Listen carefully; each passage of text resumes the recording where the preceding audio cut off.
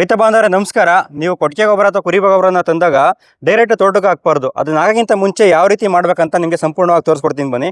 ನೀವು ಇಲ್ಲಿ ನೋಡ್ತಾ ಇರ್ಬೋದು, ಒಬ್ಬರು ರೈತರು ಈ ಕುರಿ ಗೊಬ್ಬರ, ಕೊಟ್ಟಿಗೆ ಗೊಬ್ಬರ, ಕೋಳಿ ಗೊಬ್ಬರ ಎಲ್ಲ ಮಿಕ್ಸ್ ಇರುವಂಥ ಒಂದು ಗೊಬ್ಬರನ ತಂದಿದ್ದಾರೆ.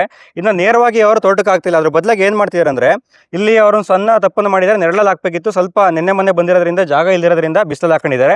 ಇದನ್ನು ನೀವು ನೆರಳಲ್ಲಿ ಇಟ್ಟು, ಅಂದರೆ ನೀವು ಏನು ಈ ಗೊಬ್ಬರಗಳನ್ನ ತರ್ತೀರಾ ನೆರಳಲ್ಲಿ ಇಟ್ಟು, ಅದಕ್ಕೆ ನೀವು ಕೃಷಿ ಇಲಾಖೆಯಲ್ಲಿ ಸಿಗುವಂಥ ಅಥವಾ ಜೈವಿಕ ಕೇಂದ್ರಗಳಲ್ಲಿ ಸಿಗುವಂತಹ ಟ್ರೈಕೋಡರ್ಮಾ ಇರ್ಬೋದು, ಸೂಡೋಮೋನಾಸ್ ಇರ್ಬೋದು, ಅಥವಾ ವ್ಯಾಯಾಮ ಇರ್ಬೋದು, ಅದನ್ನು ಬಳಸಿ ಒಂದು 15 ದಿವಸ ಆದಮೇಲೆ ಮಿಕ್ಸ್ ಮಾಡಿ ಚೆನ್ನಾಗಿ ಒಂದು 15 ದಿವಸ ಆದಮೇಲೆ ನೀವು ನಿಮ್ಮ ತೋಟಕ್ಕೆ ಹಾಕೋದ್ರಿಂದ ನಿಮಗೆ ಭಾಳ ಬೆನಿಫಿಟ್ ಇರುತ್ತೆ. ನೀವು ನೋಡ್ತಿರ್ಬೋದು, ಇಲ್ಲಿ ನಾನು ಈಗ ಆಲ್ರೆಡಿ ವ್ಯಾಮ್ನ ಮಿಕ್ಸ್ ಮಾಡ್ತಾ ಇದ್ದೀನಿ ಇವತ್ತು.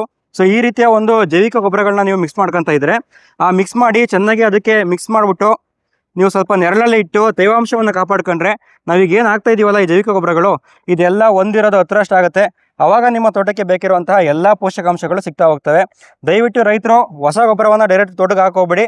ಗೊಬ್ಬರವನ್ನು ತಂದು ನೆರಳಲ್ಲಿ ಶೇಖರಣೆಯನ್ನು ಮಾಡಿ, ಅದಕ್ಕೆ ಸ್ವಲ್ಪ ಜೈವಿಕ ಗೊಬ್ಬರಗಳನ್ನ ಮಿಕ್ಸ್ ಮಾಡಿ ನೀವು ಅದನ್ನು ಫಲವತ್ತತೆ ಮಾಡಿ ನೀವು ನಂತರ ಬಳಸೋದ್ರಿಂದ ಒಂದೊಳ್ಳೆ ರಿಸಲ್ಟ್ ಸಿಗ್ತದೆ. ನಾನಿವತ್ತು ಬಳಸ್ತಾ ಇರೋದು ವ್ಯಾಮ್ ಅನ್ನುವಂಥ ಒಂದು ಜೈವಿಕ ಗೊಬ್ಬರ.